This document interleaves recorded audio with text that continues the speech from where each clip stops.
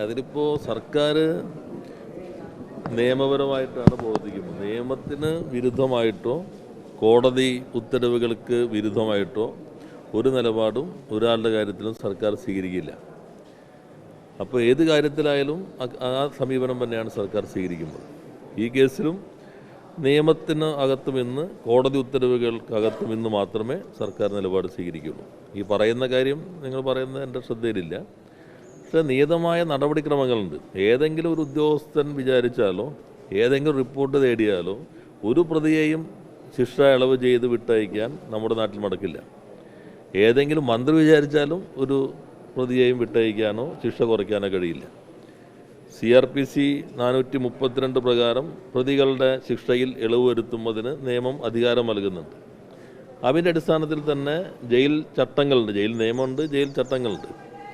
Jail ചട്ടം അനുസരിച്ചുകൊണ്ടുള്ള ഒരു ഉപദേശക സമിതിയുണ്ട്. ആ ഉപദേശക സമിതിക്കകത്ത് തന്നെ ജില്ലാ ജഡ്ജി ഉണ്ടാവും, ജില്ലാ കളക്ടർ ഉണ്ടാവും, ജില്ലാ പോലീസ് മേധാവി ഉണ്ടാവും, അതോടൊപ്പം തന്നെ മറ്റു ഉദ്യോഗസ്ഥരുണ്ടാവും, അനൗദ്യോഗിക അംഗങ്ങളുണ്ടാവും. അവർ പൊതു മാനദണ്ഡങ്ങളനുസരിച്ച് എങ്ങനെ പ്രവർത്തിക്കണം എന്നും ജയിൽ ചട്ടം 464 എൻ്റെ ഓർമ്മ പറയുന്നുണ്ട്. ജീവപര്യന്തത്തിൽ എന്ത് ചെയ്യണം, മറ്റ് 1 വർഷത്തിൽ കൂടുതലാണെങ്കിൽ എങ്ങനെയായിരിക്കും ശുപാർശ സമർപ്പിക്കേണ്ടത്. അങ്ങനെ സമർപ്പിക്കുന്ന ശുപാർശകൾ ആ 464 അനുസരിച്ചായിരിക്കും. അതനുസരിച്ച് അയക്കുമ്പോൾ തന്നെ സർക്കാരിലേക്ക് വന്നാൽ ബന്ധപ്പെട്ട വകുപ്പുകൾ പരിശോധിക്കും. ആ വകുപ്പുകൾ പരിശോധിച്ച് നിയമാനുസൃതമാണെന്ന് കണ്ടെത്തിയാൽ മാത്രമാണ് ഇതിൻ്റെ അഡ്മിനിസ്ട്രേറ്റീവ് വകുപ്പ് എന്നല്ല ആഭ്യന്തര വകുപ്പ് അത് മന്ത്രിസഭയുടെ മുമ്പിൽ കൊണ്ടുവരും.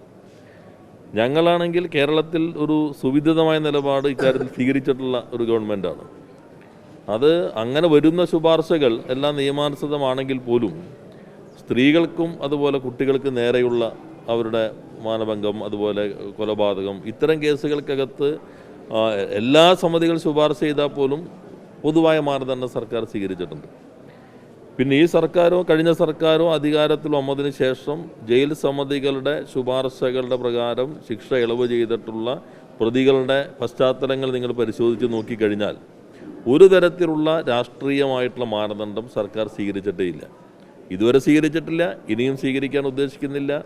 ഏതെങ്കിലും നിയമത്തിന് വ്യത്യസ്തമായോ കോടതി വിധികൾക്ക് വ്യത്യസ്തമായോ ഒരു സമീപനവും ഒരാളുടെ കാര്യത്തിലും സർക്കാർ സ്വീകരിക്കില്ല. ഈ കണ്ണൂർ സെൻട്രൽ ജയിലിലെ കാര്യം പറഞ്ഞപ്പോൾ അതിൽ പറയുന്ന ഉപദേശ സമിതിയുടെ റിപ്പോർട്ടിലാണ് ഈ 3 പേരുടെ പേര് ഉൾപ്പെടുത്തിയിരിക്കുന്നത്. അതിനുശേഷമാണ് ഇത്തരത്തിൽ സൂപ്രണ്ട് പോലീസിലേക്ക് കത്തയച്ചിട്ട് അതിലൊരു അവരുടെ അതൊരു ഞാൻ അതിന് ഭാഗം കണ്ടിട്ടില്ല. നമ്മുടെ പോലീസ് ഉപദേശക സമിതി ഇതാണ്, ജില്ലാ ജഡ്ജി ഉൾപ്പെടുന്ന ഉപദേശക സമിതിയാണ്. ഉപദേശക സമിതി എങ്ങനെ പ്രവർത്തിക്കണമെന്ന് ജയിൽ ചട്ടം പറയുന്നുണ്ട്.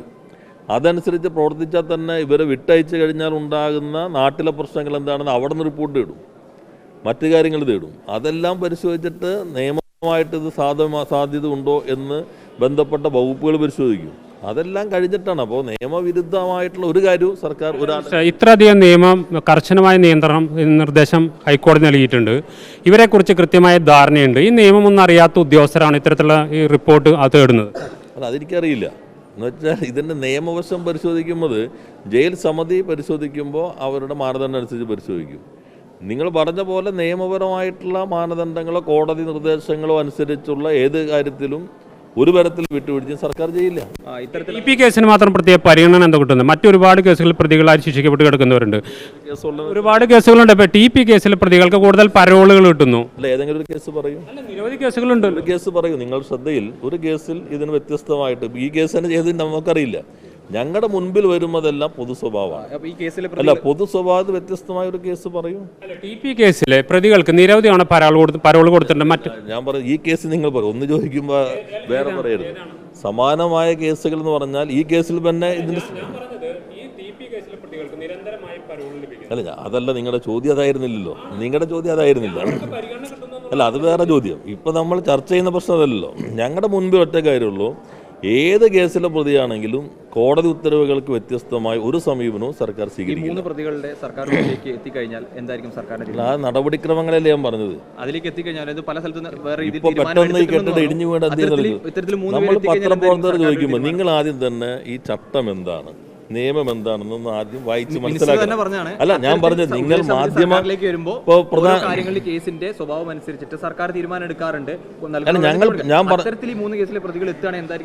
അങ്ങനെ എല്ലാം പറയാൻ പറ്റും. വെറുതെ എങ്ങനെയാണ് നിങ്ങൾ ആദ്യം മനസ്സിലാക്കേണ്ടത്. നിങ്ങൾ ഈ പുതിയ തലമുറ മാധ്യമ പ്രവർത്തകരുടെ നിലയിൽ ഇപ്പോൾ ഒരു കേസ് ഇങ്ങനെ വന്നാൽ അപ്പോൾ നിങ്ങൾ ആദ്യം എന്താണ് ഇതിൻ്റെ നിയമം, എന്താണ് ഇതിൻ്റെ ചട്ടം, ഇതിന് മുൻപുള്ള കേസുകൾ എങ്ങനെയാണ്? ഇപ്പോൾ കഴിഞ്ഞ തവണ നമ്മൾ വിട്ടയച്ച ചിലർക്ക് ഏതെല്ലാം കേസുകളാണ് നിങ്ങൾ നോക്കിയാൽ മതി. ഈ പൊതുമാനദണ്ഡത്തിൽ കഴിഞ്ഞ ഏറ്റവും ഒടുവിൽ വിട്ടയച്ച കേസുകൾ ആരൊക്കെ കൊലപ്പെടുത്തിയ കേസുകളാണ് നിങ്ങൾ നോക്കിയാൽ മതി. ഗവൺമെൻറ്റിന് ഇക്കാര്യത്തിൽ ഒരു തരത്തിലും പ്രത്യേകമായ താല്പര്യം ഉണ്ടാവില്ല. ഈ കേസിലെ പ്രതികൾക്ക് പ്രത്യേകമായ ഒരു ഇളവും പ്രത്യേകമായ സമീപനം ഗവൺമെൻറ് ഭാഗത്തുനിന്നുണ്ടാവില്ല. പൂർണ്ണമായിട്ടും ആ സമീപനം സ്വീകരിക്കുക. നമ്മുടെ രാജ്യത്ത് ഏറ്റവും ഗൗരവമായ പ്രശ്നം പോന്നിരിക്കുകയാണ്. ഇപ്പോൾ തൃശ്ശൂർ മാധ്യമ പ്രവർത്തകരാണല്ലോ നിങ്ങൾ. തൃശ്ശൂർ നിങ്ങൾ നോക്കിക്കഴിഞ്ഞാൽ തൃശ്ശൂരിലെ സ്കൂളുകളിൽ +2 പഠിക്കുന്ന കുട്ടികൾ അവർ കുടുംബമടക്കം വീട് വാടകയ്ക്ക് എടുത്താണ് ഇവിടെ പഠിക്കുന്നത്. എന്തിനാണ് അവർ പഠിക്കുന്നത്? നീറ്റ് പരീക്ഷയ്ക്ക് വേണ്ടിയാണ്. ഇത്രമാത്രം ആളുകൾ ആശ്രയിക്കുന്നൊരു പരീക്ഷാ സംവിധാനം ഇതുപോലെ തകർന്നിട്ട് നമ്മുടെ നാട്ടിൽ എന്തുകൊണ്ട് ഗൗരവമായി ഇത് ചർച്ച ചെയ്യപ്പെടുന്നില്ല എന്നതാണ് പ്രധാനപ്പെട്ട.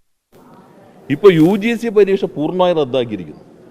അടുത്ത നെറ്റ് പരീക്ഷ വേണ്ട എന്ന് തീരുമാനിച്ചിരിക്കുന്നു. ഈ രാജ്യത്ത് കേരളത്തിലെങ്ങാനും ആയിരുന്നെങ്കിൽ ഇപ്പോൾ ഞങ്ങളെല്ലാം രാജിവെക്കണം നിങ്ങളുടെ ഒരു ആഴ്ചത്തെ ചർച്ച വന്നേനെ. ഏതെങ്കിലും ഒരു എൻട്രൻസ് പരീക്ഷയിലോ ഏതെങ്കിലും പ്രശ്നത്തിലാണെങ്കിൽ നിങ്ങൾ എത്ര ദിവസം ചർച്ച ചെയ്യും?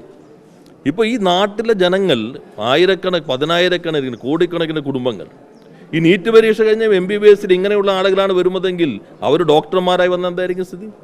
അപ്പോൾ അതീവ ഗൗരവമായ പ്രശ്നമാണ്. കേരളം ഉൾപ്പെടെ ഈ രാജ്യത്തെ മുഴുവൻ കുടുംബങ്ങളെയും ബാധിക്കുന്ന പ്രശ്നമാണ്. അതിനകത്ത് ഗൗരവമായ നടപടികൾ ഉണ്ടാകണം. യഥാർത്ഥത്തിൽ ഇത്തരം സംവിധാനങ്ങൾ നീറ്റ് സംസ്ഥാന തലത്തിലുള്ളതൊന്നും പോരാ എന്ന് കണ്ടെത്തി വന്നതാണ്.